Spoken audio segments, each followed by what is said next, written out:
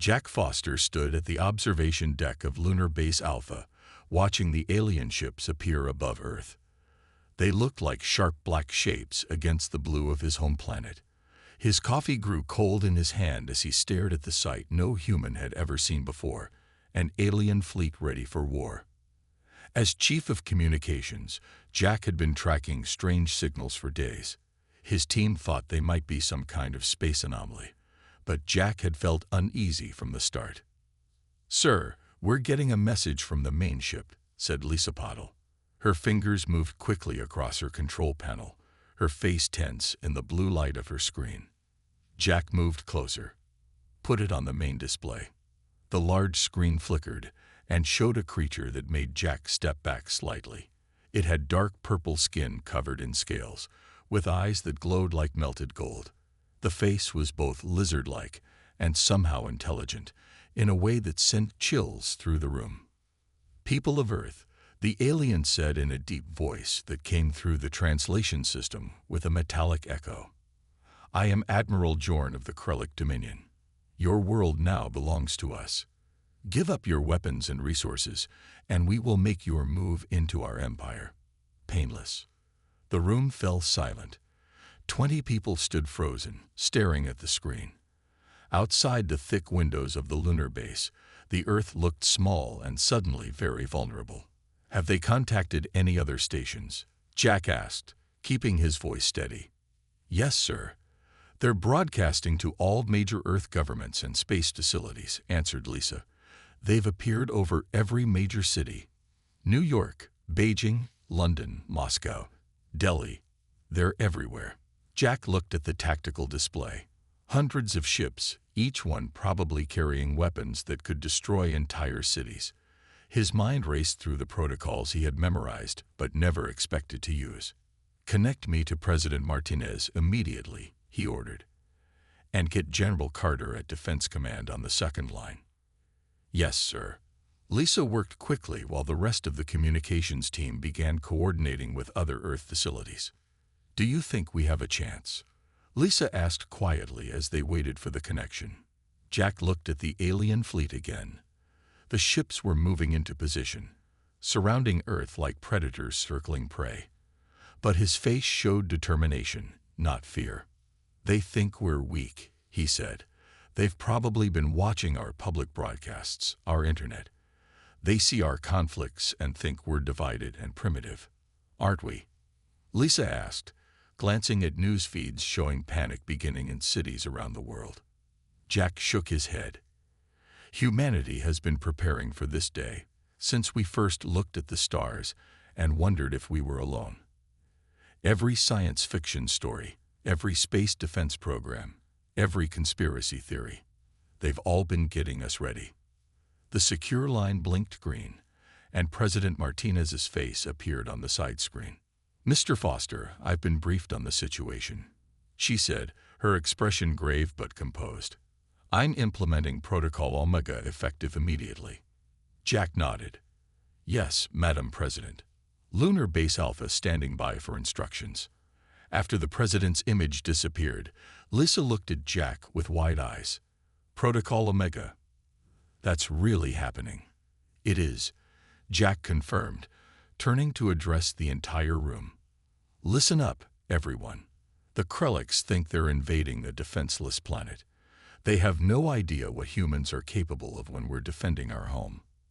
Outside, Earth continued its slow rotation, beautiful and blue against the blackness of space, as the alien ships moved closer, unaware of what awaited them. President Olivia Martinez stood in the White House Situation Room, surrounded by military leaders and key advisors. Maps and data screens covered the walls, showing the positions of the alien ships across the globe. Though the room was filled with the most powerful people in the country, everyone was quiet, waiting for her decision. "The Krellics have positioned ships above every major city," General Sam Carter said, pointing to red dots on the main screen. "They've given us 24 hours to surrender." "And if we don't?" asked Martinez, though she already knew the answer. "They destroyed an empty island in the Pacific to show us their power," General Carter replied. "The entire island is gone. just a smoking crater in the ocean now. Defense Secretary Alan Wright pushed a tablet across the table toward the president. All nations have agreed to unified command under Protocol Omega. For the first time in history, Earth is speaking with one voice. Martinez looked at the document and signed it quickly. What's the status of Project Slingshot? Dr. Ellen Wright, a small woman with gray hair pulled back in a tight bun, stepped forward. We activated it 3 hours ago. All systems are operational. Will it work against their technology? Vice President Doug Wilson asked. We don't know for certain, Dr. Wright admitted. We've never had actual alien technology to test it against, but our simulations suggest it should be effective. President Martinez walked to the window, looking out at the Washington Monument in the distance. Above it, barely visible in the daylight, hung one of the dark alien ships. The Krelliks made a serious mistake, she said finally, turning back to face the room. They studied our public face, our entertainment, our conflicts. They think we're divided and weak. They missed something important, General Carter agreed. What's that, Madam President? Asked the Vice President. Humans have been preparing for this day since we first imagined we weren't alone in the universe, Martinez said. Every science fiction movie, every military space program disguised as scientific research, every international agreement on planetary defense that the public never heard about. She walked back to the table and placed her hands firmly on its surface. For 70 years, we've been building defenses while pretending we were just exploring space. The Krelliks think they're dealing with a planet that barely has the technology to reach its own moon. Around the table, grim smiles appeared on several faces. Begin Operation Homeground, Martinez ordered. Activate all planetary defense systems.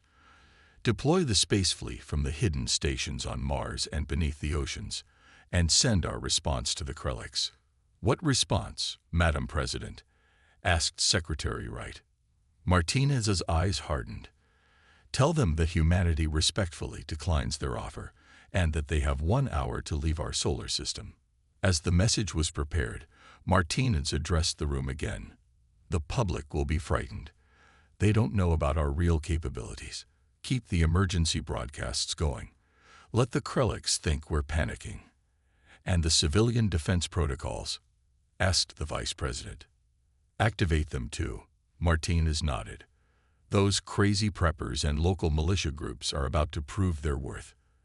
Every hunter, every gun owner, every amateur radio operator, they all have roles to play now. General Carter checked his watch. The lunar base weapon systems will be ready in 40 minutes.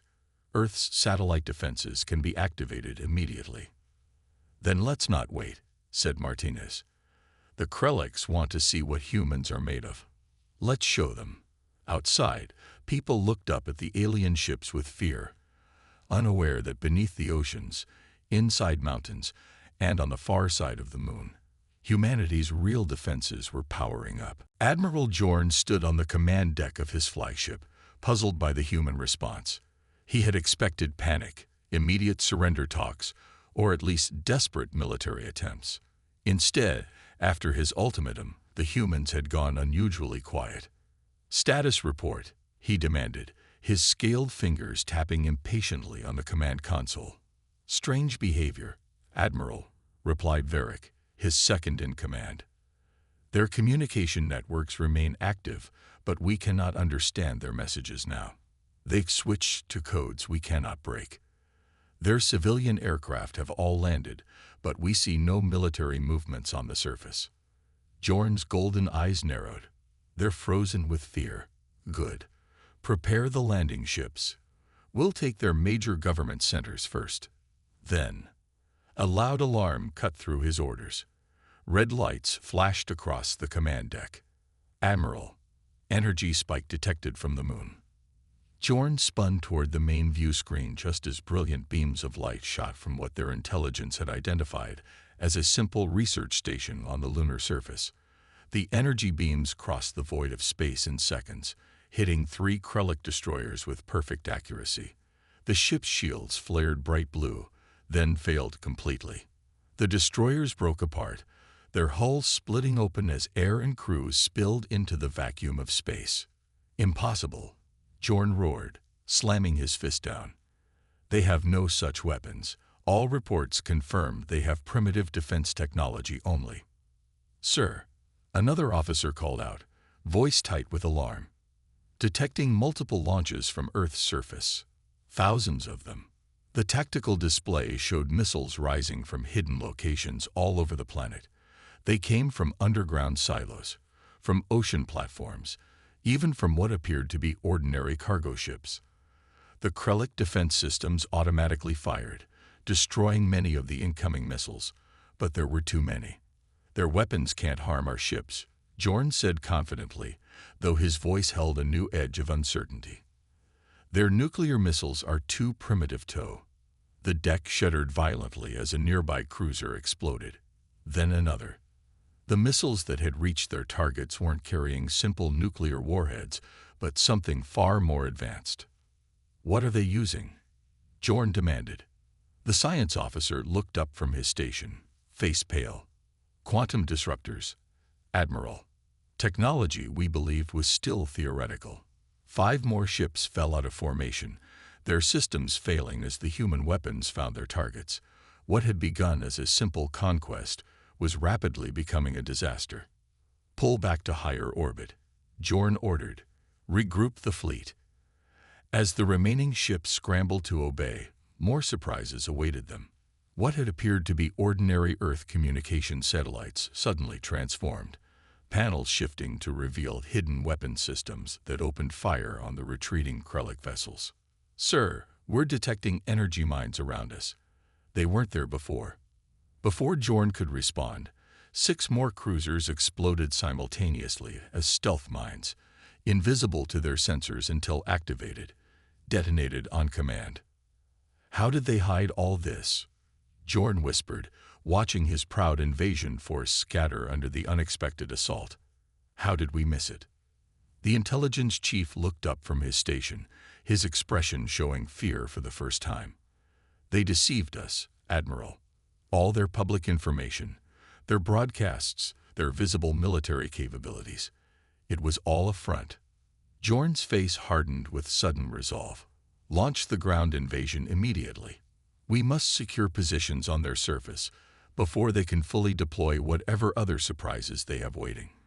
But as the landing craft headed toward Earth, Admiral Jorn had a growing suspicion that the Krellic Dominion had made a terrible mistake in choosing this particular planet to conquer. Navy Captain Frank Davis stood in the control center of Military Space Command, a massive facility hidden deep beneath Yellowstone National Park. No tourist brochures mentioned its existence. No satellite photos had ever captured its construction. For 50 years, it had remained one of humanity's best-kept secrets. "The Krellics are pulling back to a higher orbit," Davis announced, watching the 3D display showing enemy ship movements. The room hummed with activity as military personnel from a dozen nations worked at their stations. General Carter nodded, his weathered face showing grim satisfaction. "Good. Deploy Phase 2. With those words, Earth's hidden defenses fully awakened. Across the planet, ordinary-looking communications satellites that had orbited Earth for years suddenly transformed. Solar panels shifted position, revealing weapon ports that had been disguised as maintenance hatches. Antenna arrays realigned to become targeting systems. In the deep ocean trenches, massive doors slid open on the seafloor. Rising from these hidden underwater bases came submarine carriers, each one housing squadrons of aerospace fighters that no public defense budget had ever accounted for. "Stealth Squadron Alpha is engaging the enemy's northern flank," reported an Air Force colonel. "Submarine carriers Poseidon and Triton have launched all fighters." On the main screen, they watched as 6 more Krellic cruisers exploded simultaneously. The stealth mines that had been quietly positioned weeks ago, when the first strange signals were detected, had been activated by remote command. General Carter turned to the communications officer. "Status of the civilian response." "Rural defense protocols activated across all regions," the officer replied. Civilian militia units reporting ready status at 89% globally. The general nodded. Most people thought preppers and survivalists were paranoid.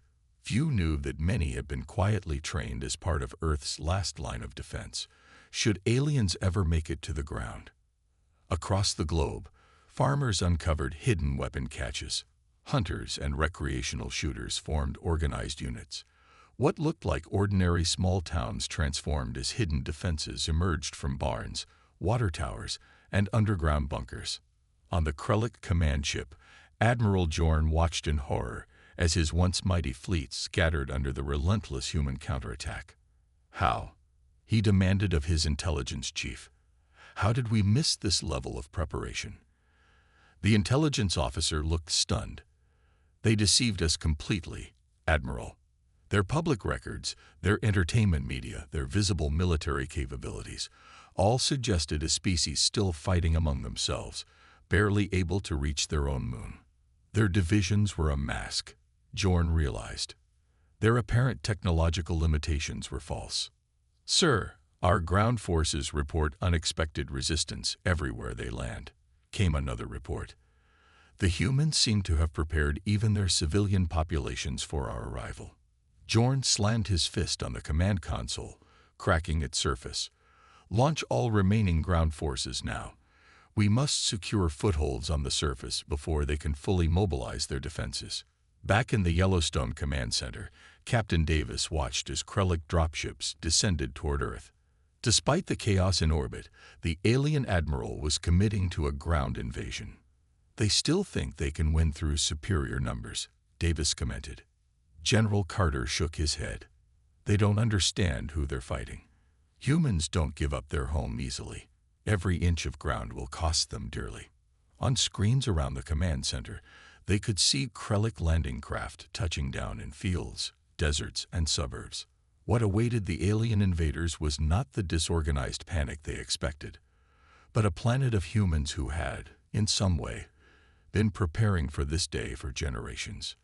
Send word to all civilian defense units, ordered General Carter. Operation Homeground is now in full effect. The first Krellick dropships landed in a cornfield outside Des Moines, Iowa.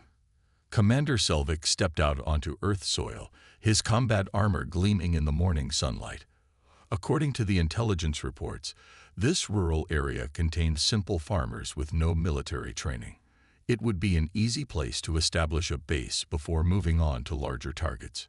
Secure a perimeter, he ordered his troops. These primitive agricultural workers will surrender quickly once they see our weapons. The aliens spread out through the cornfields, their sensors scanning for human life signs.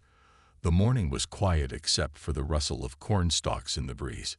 Too quiet, Selvig realized suddenly. The attack came from all directions at once.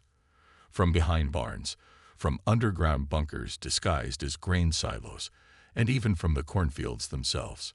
Farmers driving armored tractors burst through the crops, their vehicles modified with steel plating and mounted with weapons that the Krellick intelligence had never reported humans possessing. What is this? Selvig shouted as his frontline troops fell under the coordinated assault. These weren't trained soldiers but ordinary humans fighting with extraordinary determination. In suburban Seattle, another Krellick landing force faced similar unexpected resistance. Lieutenant Krav led his squad through what appeared to be a typical neighborhood of single-family homes. Their mission was to secure this residential area with minimal force as a staging ground for attacking the nearby military base. The first house they approached seemed ordinary, a two-story building with a neat lawn and a parked car in the driveway. When Krav's troops moved closer, the house transformed. Windows slid open to reveal defense turrets. The lawn itself split apart as hidden barriers rose to block their approach. This was supposed to be a civilian zone. Krav shouted as his squad took cover behind their transport. The entire neighborhood had come alive with defensive systems. Light posts concealed sonic weapons that disoriented his troops. Fire hydrants sprayed chemicals that hardened on contact with their battle armor, turning the expensive Krellick technology into useless, rigid shells. From behind fences and garden sheds, ordinary people emerged with weapons that matched Krellic technology.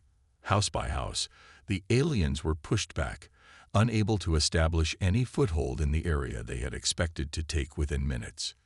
Meanwhile, high in the Rocky Mountains, Susan Miller heard the alien ship before she saw it. The rancher had been checking her cattle when the Krellic scout vessel descended toward the valley near her home. Susan didn't panic. Instead, she touched the communication device disguised as a simple watch on her wrist. "Alien ship landing at Sector 7, she reported calmly. "Initiating response protocol." Within 15 minutes, Susan had gathered with 20 of her neighbors at a predetermined meeting point.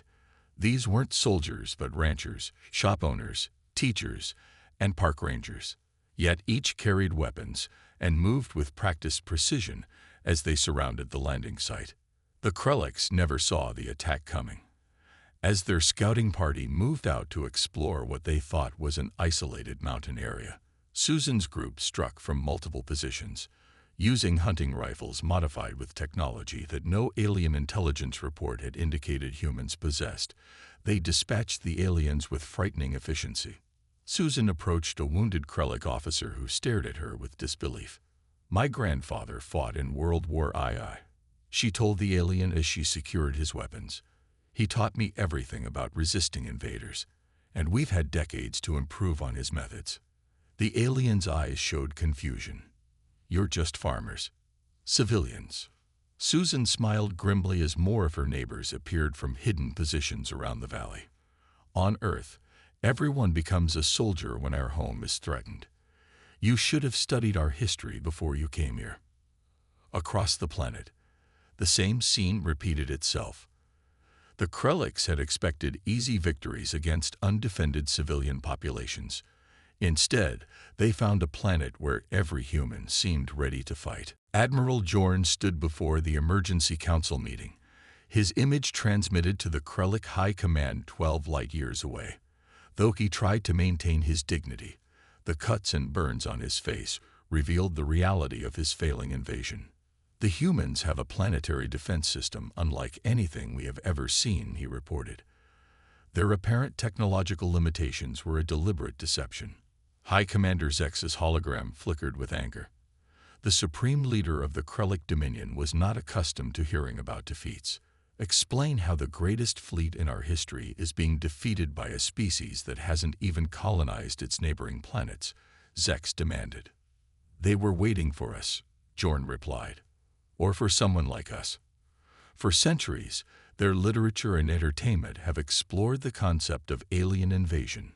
What we thought was mere imagination was actually preparation, both psychological and strategic." He displayed video footage from the ground campaigns. The council members watched in silence as ordinary human homes transformed into defensive positions. Children evacuated through hidden tunnels while their parents fought with weapons that matched Krellic technology.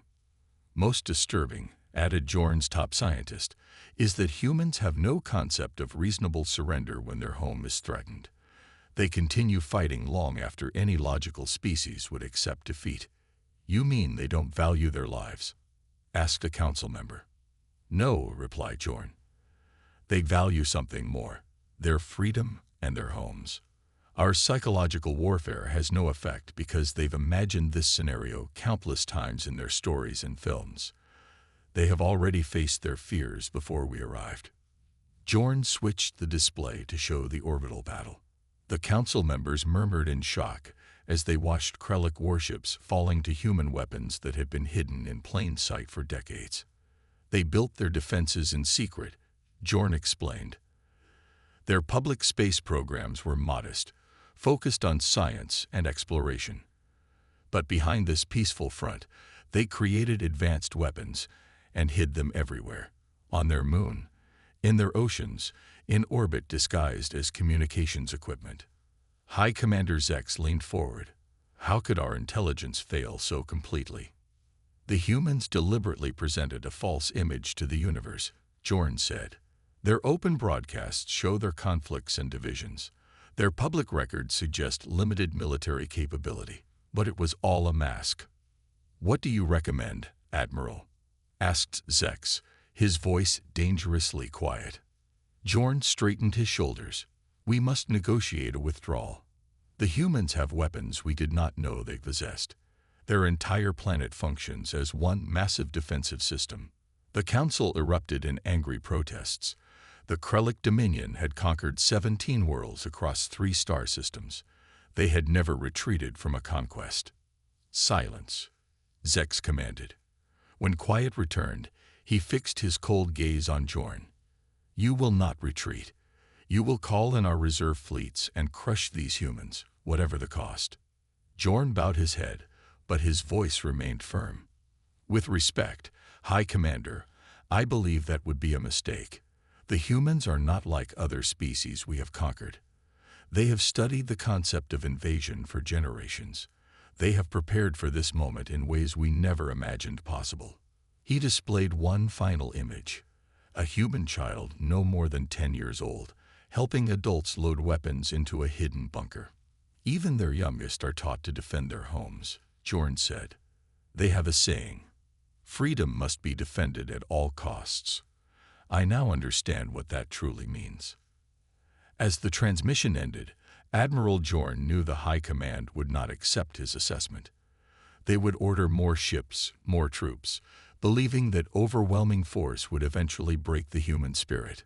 But having faced the humans in battle, Jorn now understood something the High Command did not, that some species simply refuse to be conquered, no matter the odds. 5 days after the invasion began, Admiral Jorn requested a meeting with Earth's leaders. Half of his mighty fleet had been destroyed. His ground forces had failed to secure any meaningful territory on the planet. The Admiral's image appeared on the main screen in the White House Situation Room. President Martinez sat at the center of the table with General Carter on her right and UN Secretary General Richard Okonjo on her left. The alien commander looked tired, his purple scales duller than when he had first broadcast his demands for Earth's surrender. President Martinez, Jorn began, his voice less commanding than before. I wish to discuss terms to end this conflict. Martinez studied the alien with calm eyes. You mean terms of your withdrawal, Admiral? Jorn's golden eyes narrowed. The Krellic Dominion does not withdraw from territories it has claimed. However, we propose a ceasefire while we negotiate Earth's status within our empire. Martinez smiled slightly. Let me be clear, Admiral. There will be no negotiation about Earth's status. We are sending coordinates for the safe removal of your remaining forces from our solar system. You have 6 hours to begin your withdrawal. Or what? Jorn challenged, some of his old confidence returning. You have surprised us, yes. Your defenses were unexpected. But the Dominion's resources are vast. We can send 10 fleets to replace mine. We thought you might say that, Martinez replied evenly. Secretary Okonjo, please show the Admiral our response. The Secretary General pressed a button on the table. A new image appeared on screen next to Jorn's face. It showed a small probe approaching a star, the sun at the center of the Krellic home system. This is one of 50 similar devices we've sent to systems throughout Krellic space, explained General Carter. Each contains what we call a stellar destabilizer. We'll demonstrate at low power. The humans watched as Jorn's face changed from confusion to shock when the probe activated. A massive solar flare erupted from the Krellic sun, 10 times larger than any in its recorded history. The Admiral received frantic messages from his homeworld, reporting communications disruption throughout their system. That demonstration was at 10% capacity, Martinez said quietly. We've studied your star for decades. We know exactly how to create a flare that would strip the atmosphere from your homeworld. Jorn stared in disbelief. That's impossible. You couldn't have known about our world, couldn't have reached it. We've had faster-than-light capability for 40 years. Admiral, General Carter said. We just didn't advertise it. While your kind was watching our public space programs and television shows, we were studying your worlds, preparing defenses against species that might threaten us. You understand our position now, Martinez continued. We have no desire to harm your people, but we will protect Earth at any cost. The Dominion has conquered 17 worlds, Jorn said, his voice hollow. And none of them were human worlds, Secretary General Okonjo responded. We are offering you peace, Admiral. Take your remaining ships and leave. Tell your leaders that Earth wishes to establish diplomatic relations with the Krellic Dominion. As equals, not subjects. President Martinez leaned forward. 6 hours, Admiral. After that, we cannot guarantee the safety of any Krellic vessels in our system. When the transmission ended, Vice President Wilson looked at Martinez with concern. Will they actually leave? They'll leave, General Carter said confidently. The Admiral is a practical commander. He knows when a battle is lost. And the stellar destabilizers? Wilson asked. Would we really use them? Martinez stood up and walked to the window. Outside, people were beginning to emerge from shelters, looking up at skies that now held fewer alien ships. The Krellics don't need to know that we would never target civilian worlds, she said. They only need to believe that, like them, we would do anything to protect our home. She turned back to face her advisors. The difference is, we actually would. 1 month after the invasion, Jack Foster stood at the lunar base Alpha observation deck again. He watched the last Krellic ship flash brightly as it jumped into faster-than-light travel, finally leaving Earth's solar system. The sight brought both relief and a strange sense of loss. Humanity had faced its first alien contact, and it had been war instead of peace. Lisa Patel joined him, carrying 2 cups of coffee. She handed one to Jack and stood beside him at the window. The Galactic Coalition representatives arrive tomorrow, she said. Their ship just passed Jupiter. Apparently news about what happened here has spread quickly through space. Jack nodded, sipping his coffee. The Krellics have been bullying developing worlds for hundreds of years. No one had ever stood up to them before. Ambassador Rodriguez told me the coalition is offering us membership right away, Lisa said. They're impressed by our unique defensive capabilities. That's how they put it. They should be impressed, Jack replied. Though I wonder if they understand that our greatest weapon wasn't really the technology. What was it then? Lisa asked, looking curious. Jack gazed at the Earth below them, peaceful and blue against the blackness of space. Humanity's greatest strength is that we've spent our entire history imagining threats and preparing for them.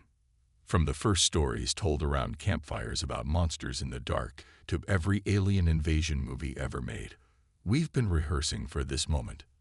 He turned to face Lisa. The Krellics made a big mistake.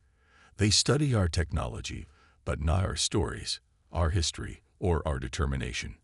They didn't understand that humans don't just build homes, we defend them with everything we have. Do you think the coalition will be different? Lisa asked. Or will they try to control us too? I think they'll be careful with us, Jack said with a small smile. News travels fast. Every species in the galaxy now knows what happened to the last group that tried to invade Earth. Through the window, they could see the lunar surface, now dotted with new defense installations that no longer needed to be hidden. Earth itself was changed too. Nations that had fought each other for centuries had stood together against a common enemy. The old divisions seemed smaller now. President Martinez is creating a new space defense force, Lisa said.